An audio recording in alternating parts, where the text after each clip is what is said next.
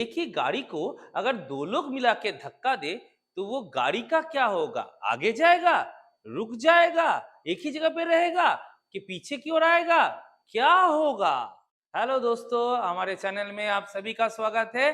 फिर से आज हम लोग हमारे वेक्टर का जो जर्नी था उसी को आगे लेके चलते हैं। हमारा टॉपिक में क्या था? पहले हम लोग टाइप ऑफ वेक्टर के बारे में जाने थे। आज जानेंगे उसके application. So addition of vector ये क्या चीज होता है? एक ही बॉडी के ऊपर अगर दो फोर्स अप्लाई हो रहे हैं तो उसका बिहेवियर कैसा होगा, समझते हैं आज के इस चैप्टर में।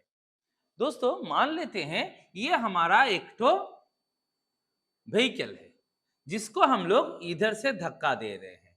क्या कर रहे हैं? 5 न्यूटन फोर्स दे रहे हैं, यहाँ पे भी 5 न्यूटन फोर्स दे रहे हैं। तो बॉडी क्या होगा? बोले आगे की ओर मूव होगा, क्योंकि हमारा मिला के क्या फोर्स आएगा यहाँ पे ना। पहले बॉडी का आएगा 5 न्यूटन, फिर दूसरे बॉडी का 5 न्यूटन, हो जाएगा 10 न्यूटन। ये तो नॉर्मल रूल में हमारा होगा। लेकिन अगर इसी बॉडी के ऊपर इधर से 5 न्यूटन फोर्स अप्लाई होगा, इधर से भी 5 न्यूटन फोर्स अप्लाई होगा, तो बॉडी रेस्ट में ही रह जाएगा। बोले क्यों? यही तो घटना है हमारे वेक्टर का।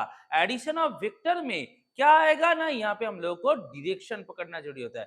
पहले के पहले दोनों सेम डायरेक्शन में थे, दोनों ही सेम डायरेक्शन में, लेकिन अभी क्या होंगे, एक इस डायरेक्शन में जा रहा है तो दूसरे का डायरेक्शन ऑपोजिट हो जाएगा। अब डायरेक्शन ऑपोजिट को हम लोग माइनस से डिनोट करेंगे, एक ही दिक पकड़ के। तो क्या हो जाएगा? 5 न्यूटन माइनस होके 0 इफेक्ट आ जाएगा। तो ये घटना घटता है जब हम लोग वेक्टर, यही है रियल लाइफ। ये तो था स्केलर क्वांटिटी। स्केलर क्वांटिटी में तो हम लोग को सिर्फ दोनों को ऐड कर देते तो बात, लेकिन डायरेक्शन का बात मानना भी जरूरी है, क्योंकि एक ही बॉडी को अगर दोनों साइड से फोर्स अप्लाई हो रहा है मतलब वो एक दूसरे के ऑपोजिट में एक्ट कर रहे हैं, एक दूसरे के इफेक्ट को वो क्या करेंगे? मिनिमाइज कर देंगे। तो ये रिजल्ट और ये रिजल्ट हमेशा अलग आएगा। तो ये था हमारा वेक्टर वाला कॉन्सेप्ट। अब आते हैं इस कॉन्सेप्ट के डिटेलिंग में। कैसे दो वेक्टरों को हम लोग रिप्रेजेंट करेंगे, कैसे उसका कैलकुलेशंस करेंगे, क्या उसका फॉर्मुलेशंस होगा, आइए उसके डिटेलिंग में हम लोग आते हैं। तो क्या है ना, पहला हमारा टॉपिक में आ जाएंगे एडिशन ऑफ वेक्टर के बाद में। एडिशन ऑफ वेक्टर समझने से पहले हम लोग समझेंगे shifting of vector. Last part में हम लोगों ने आपको समझाया था कि ये वेक्टर का रिप्रेजेंटेशन होता है, एक टेल पार्ट और एक होता है हेड पार्ट। तो हम लोग हमेशा कोशिश करेंगे हेड टेल मेथड को फॉलो करने का, हेड टेल मेथड को फॉलो करने का ये हम लोगों का तरीका होगा। मान लेते हैं ये एक वेक्टर है ए वेक्टर और ये एक वेक्टर है, इधर में नहीं सीधा ही लगते हैं, ये एक वेक्टर है बी वेक्टर। अब इसको कैसे रिप्रेजेंट करेंगे? इसका रिप्रेजेंटेशन क्या होगा ना, काम में लगाएंगे हेड टेल वेक्टर को। बोले कैसे? बोले हम लोग क्या करेंगे, ऐसे करके वेक्टर को लिखेंगे ए वेक्टर और इसको शिफ्ट करके यहाँ पे बिठा देंगे बी वेक्टर। तो ये ए वेक्टर का हेड है और ये बी वेक्टर का टेल है। तो हेड के साथ टेल को मिला लेंगे। अगर हमको कोई पूछेगा कि इसका इफेक्टिव रिजल्ट क्या होगा ना, बोलेंगे ये होगा उसका इफेक्टिव रिजल्ट। ये होता है हमारा ट्राइएंगल लॉ। अगर ट्राइएंगल के दोनों साइड को हम लोग रिप्रेजेंट करेंगे दो वेक्टरों से, तो तीसरा साइड ऑपोजिट ऑर्डर में रिप्रेजेंट करेगा इसका रिजल्टेंट वेक्टर को। आर, आर है रिजल्टेंट। बोले इसको रियल लाइफ में कैसे समझेंगे? तो समझ लीजिए कोई एक बंदा पॉइंट ए से स्टार्ट करके बी तक आया, ए पॉइंट से स्टार्ट करके बी पॉइंट तक आया, बी पॉइंट में आने के बाद वो सी पॉइंट तक गया। अब अगर कोई आपसे पूछे, मान लेते हैं यहां पर भी आपका 4 मीटर गया था, यहाँ पे 3 मीटर गया था, तो इसका डिस्प्लेसमेंट क्या होगा? बॉडी का डिस्प्लेसमेंट, डिस्प्लेसमेंट क्या था ना, डिस्प्लेसमेंट था the shortest distance between the initial point and the final point. तो वेक्टर में इसको कैसे रिप्रेजेंट करेंगे? बोले पहले वेक्टर का टेल और दूसरा वेक्टर का हेड को ज्वाइन अगर हम लोग करेंगे तो ये हमारा आ जाएगा रिजल्टेंट वेक्टर, वही हेड टेल रूल। क्या करना है? पहले वेक्टर के टेल के साथ दूसरे वेक्टर को हेड को, लेकिन वेक्टर को रिप्रेजेंट कैसे किए थे ना, पहले वेक्टर के हेड के साथ दूसरे वेक्टर के टेल को ज्वाइन करके। तो रिप्रेजेंटेशन का स्टाइल ये रहेगा, वेक्टर को रिप्रेजेंट करेंगे हेड के साथ टेल को मिला के, और जब रिजल्टेंट को रिप्रेजेंट करेंगे पहले वाले वेक्टर के टेल के साथ दूसरे वाले वेक्टर के हेड को अटैच कर देंगे। तो ये जॉइनिंग लाइन हो जाएगा हमारा रिजल्टेंट वेक्टर। तो इसका रिप्रेजेंटेशन आएगा R vector equals to A vector plus B vector, दोनों वेक्टर को एडिशन ऐसे करके, इसको हम लोग कहते हैं ट्राइएंगल लॉ, इसी को बोला जाता है ट्राइएंगल लॉ। ये करके हम लोग रिप्रेजेंट, कुछ भी वेक्टर दिया रहे हम लोग हमेशा ही इस हेड टेल में उसको रिप्रेजेंट करने का कोशिश करेंगे। अगर और एक मान लेते हैं, एक वेक्टर हमारा दिया गया यहाँ पे ए वेक्टर, ऐसा करके एक वेक्टर दिया गया बी वेक्टर, तो इसको क्या करेंगे ना, इसको थोड़ा शिफ्ट करेंगे, जैसे रिप्रेजेंट में ला पाए तो इसको क्या करेंगे, थोड़ा नीचे लाएंगे, ये हो जाएगा यहाँ पे हमारा ए वेक्टर। ये लैटरल शिफ्ट किया, इसको भी थोड़ा शिफ्ट करके यहाँ पे लगा देंगे, ये हो गया हमारा बी वेक्टर। तो थोड़ा शिफ्टिंग करके, कौन सा, वही हेड और टेल, ये जॉइनिंग कर लिए, इस टेल के साथ हेड को हम लोग उसके क्या बोलेंगे ना, रिजल्टेंट को रिप्रेजेंट करेंगे। तो जब भी दोस्तों कोई भी दो वेक्टरों का अगर आप लोगों को रिप्रेजेंटेशन करना होगा, इस मेथड का फॉलो कीजिए। पहले शिफ्टिंग करके उन लोगों को एक ट्रायंगल, एक पोजीशन में, क्या पोजीशन, पहले वाले हेड के साथ दूसरे वाले के टेल को मिक्स कर लीजिए, पॉइंट पॉइंट अटैच कर लीजिए, आपका डायग्राम बन जाएगा। उसके बाद रिजल्टेंट निकालिए पहले वाले के टेल के साथ दूसरे वाले के हेड को अटैच करके। ये होता है एडिशन निकालने का तरीका। और भी आते हैं, ये तो गया हमारा ट्रायंगल लॉ। अब आते हैं हमारे पैरेललोग्राम लॉ। उससे पहले एक प्रैक्टिकल एग्जांपल्स में और एक बार इस चीज को हम लोग दोहरा लेते हैं। कैसे होगा,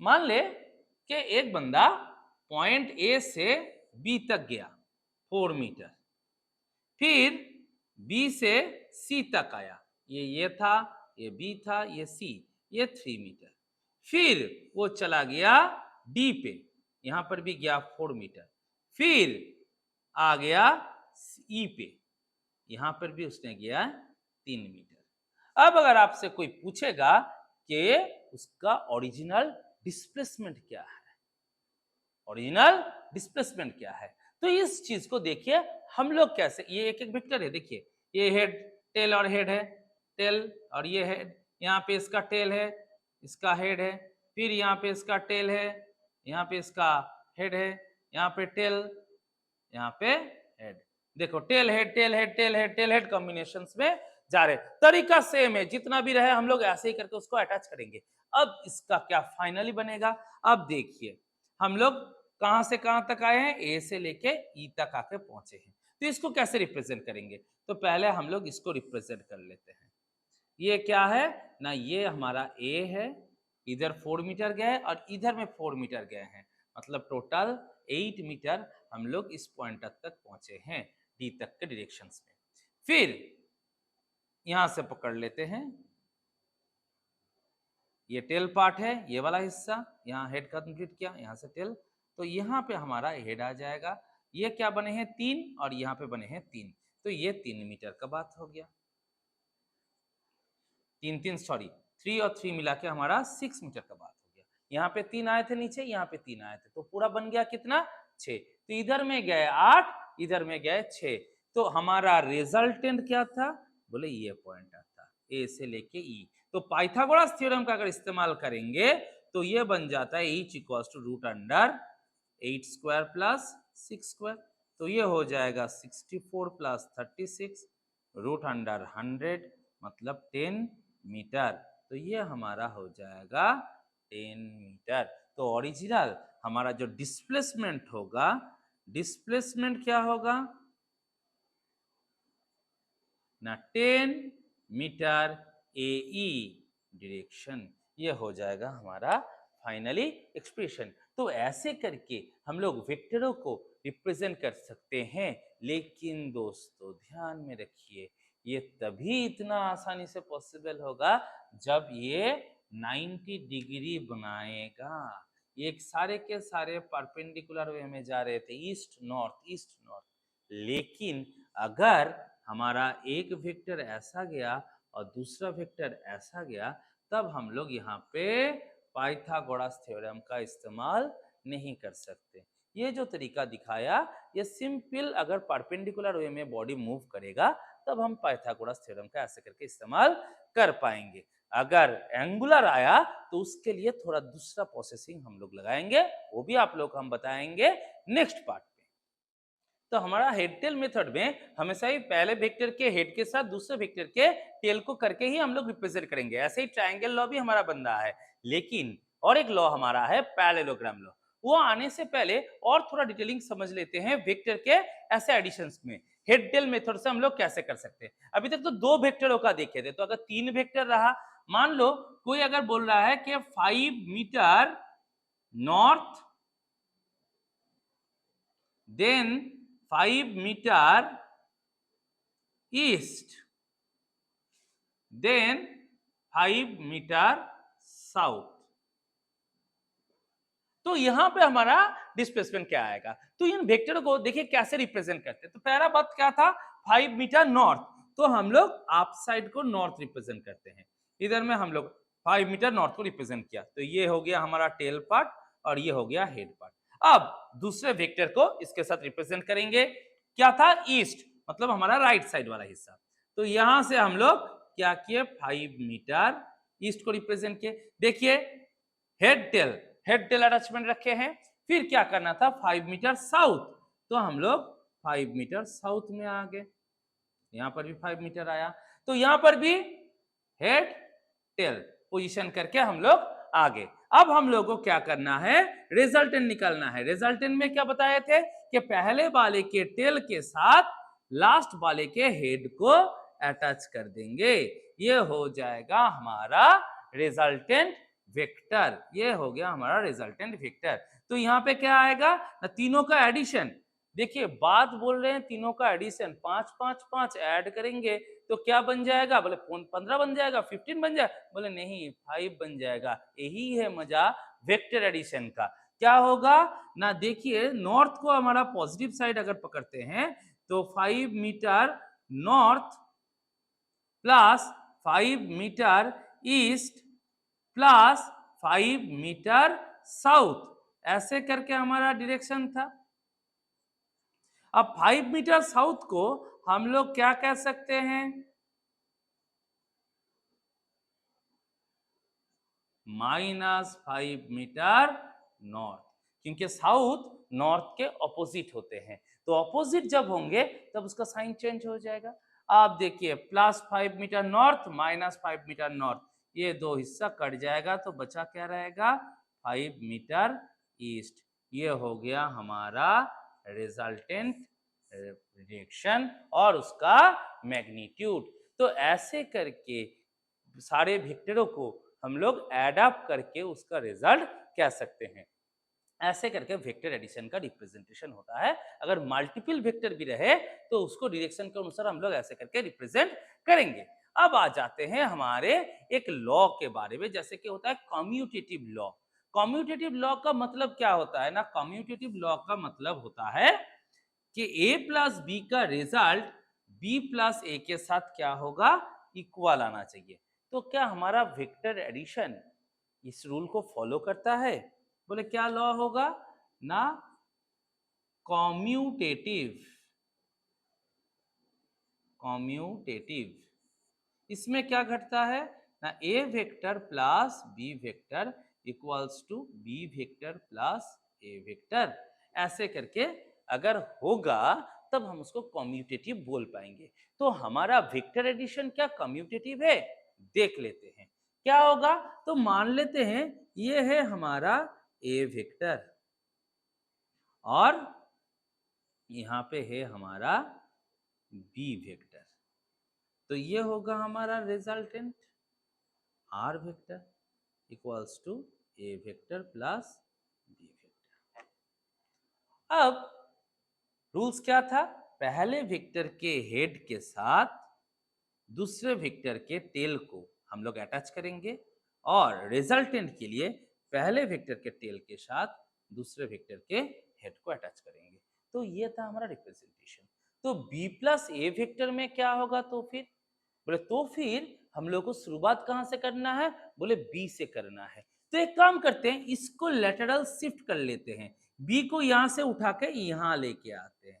ये हो गया हमारा b वेक्टर और ए को यहां से शिफ्ट करते हैं ऊपर की ओर, तो ये हो गया हमारा ए वेक्टर।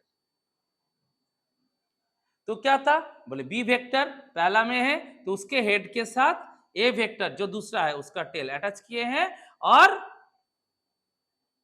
बी के टेल के साथ ए के हेड को अटैच किए हैं। देखिए दोनों ही केस में हमारा रिजल्टेंट वेक्टर यही आर आ रहा है। मतलब a प्लस बी का रिजल्ट भी आर है, b प्लस ए का रिजल्ट भी आर है। मतलब दोनों के दोनों एक ही रिजल्ट को डिनोट करते हैं। मतलब a plus vector plus B vector equals to B vector plus A vector. मतलब हमारा वेक्टर एडिशन क्या होता है? कम्यूटेटिव होता है। और यही चीज हो जाता है हमारा पैरेललोग्राम लॉ में भी। बोले देखिए अगर ये फोर साइडेड फिगर को हम लोग एक क्लोज्ड फिगर पकड़ते हैं तो ये एक पैरेललोग्राम मान लेते हैं, उसका डायगोनल क्या करते हैं? इन वेक्टर एडिशनों को रिजल्ट को डिनोट करते हैं। बोले कैसे? बोले ये एक पैरेललोग्राम तो ये उसका डायगोनल, तो ये पैरेललोग्राम क्या करेगा? अगर रहा तो उसके डायगोनल इसके एडिशन रिजल्ट को रिप्रेजेंट करेगा।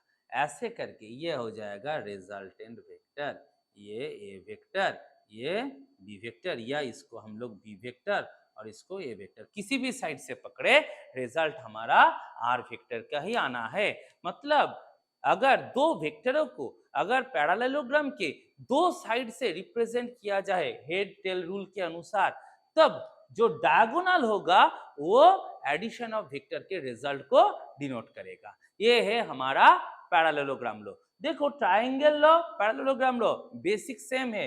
ट्रायंगल में ऊपर वाला हिस्सा नहीं था, ये दो अगर ट्रायंगल के दो साइड होंगे तो ये तीसरा साइड ऑपोजिट ऑर्डर में उसका रिजल्टेंट होता। और अगर हम लोग दोनों साइड से इसको पकड़ते हैं तो ये एक पैरेललोग्राम है, तो उसका डायगोनल उसके रिजल्टेंट एडिशन वेक्टर को रिप्रेजेंट करता है। तो ये हो गए हमारे रिजल्टेंट वेक्टर निकालने के जो लॉ है पैरेललोग्राम और ट्रायंगल लॉ और हेड टेल मेथड का रूल्स। इसे करके कभी भी वेक्टर एडिशन आप लोग करना हो तो इसी रूल का फॉलो कीजिए। हेड टेल, हेड खत्म कीजिए, दूसरे का टेल को वहां से लगाइए। ऐसे करके आइदर ट्रायंगल में जाइए नहीं तो पैरेललोग्राम में जाइए, रिजल्ट आपका वहीं से सेम आ जाएगा। तो ये हो गया आपका एडिशन ऑफ वेक्टर का आइडिया। अब इसके फॉर्मुलेशंस भी क्या होंगे? अगर 90 डिग्री रहा, अगर 90 डिग्री रहा तो इसका एडिशन का रिजल्ट हम लोगों को रिजल्टेंट वेक्टर मिल जाएगा root under A square that is the modulus of R, A vector का स्क्वायर प्लस बी वेक्टर का square, A square plus B square हमारा मैग्नीट्यूड निकाल देगा। ये मॉडुलस सिंबल मैग्नीट्यूड को सिंबलाइज करता है। तो अगर एंगल कितना रहा? 90 डिग्री परपेंडिकुलर रहा, तो अगर ना रहा, अगर ना रहा तो क्या करेंगे?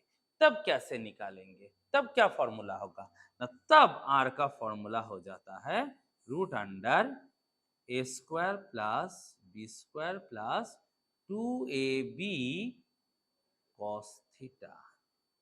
ये वाला एंगल अगर 90 डिग्री ना रहा, कोई दूसरा एंगल रहा, थीटा रहा, तब हम लोगों को क्या करना पड़ता है? कंपोनेंट निकालना पड़ता है वर्टिकल, और इसको कहते हैं रेजोल्यूशन ऑफ वेक्टर का पार्ट। एक ही वेक्टर को दो हिस्सों में तोड़ लेना। जैसे कि ये एक डायगोनली अगर कोई वेक्टर रहा तो इसके दो कंपोनेंट होंगे, एक हॉरिजॉन्टल और एक वर्टिकल। तो हम लोग इसको अगर ए वेक्टर बोलते हैं तो ये वाला हिस्सा उसका हो जाएगा ए कॉस थीटा और ये वाला हो जाएगा ए साइन थीटा।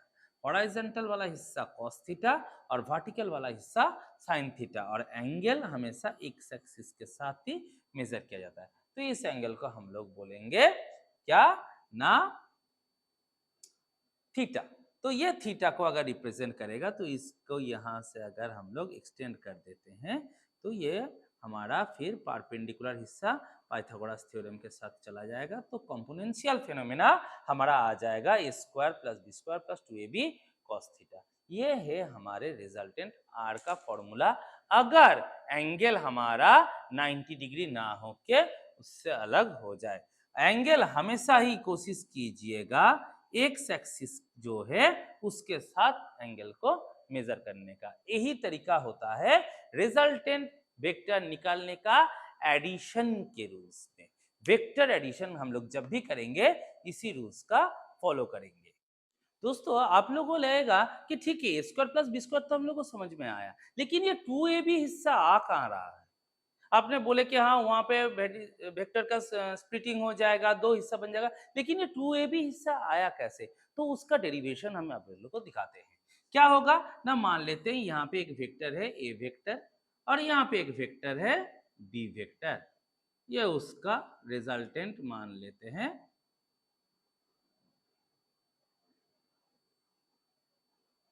ये हमारा बी वेक्टर, अगर पैरेललोग्राम में भी जाते हैं तो ऐसे ही करके आ जाएगा। इसके हम लोग कंपोनेंट्स निकालते हैं।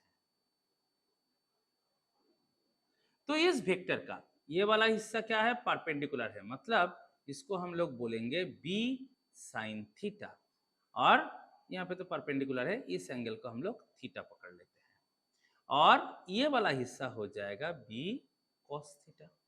परपेंडिकुलर हिस्सा बनेगा साइन थीटा और हॉरिजॉन्टल वाला हिस्सा बनेगा कॉस थीटा। तो अब इस ट्राइंगल को, मतलब यहाँ पे ए पकड़ ले, यहाँ पे बी और यहाँ पे सी, तो ये एक राइट एंगल ट्राइंगल बन गया। तो ये in triangle ABC angle B equals to 90 degree. अब पाइथागोरस थ्योरम का क्या फॉर्मुलेशन होगा, तो फिर बोले A C square equals to A B square plus B C square. अब देखिए ए सी स्क्वायर को ही तो हम लोग आर कहते हैं, क्योंकि ए सी ही आर को रिप्रेजेंट करता है एडिशन रूल्स में, मतलब आर स्क्वायर। ए बी तो हमारा ये वाला हिस्सा है, तो यहाँ पे क्या है ना, ए प्लस बी कॉस थीटा का होल स्क्वायर। ए बी यहां तक ए है, यहां से बी कॉस थीटा है, मतलब पूरा हो जाएगा ए प्लस बी कॉस थीटा।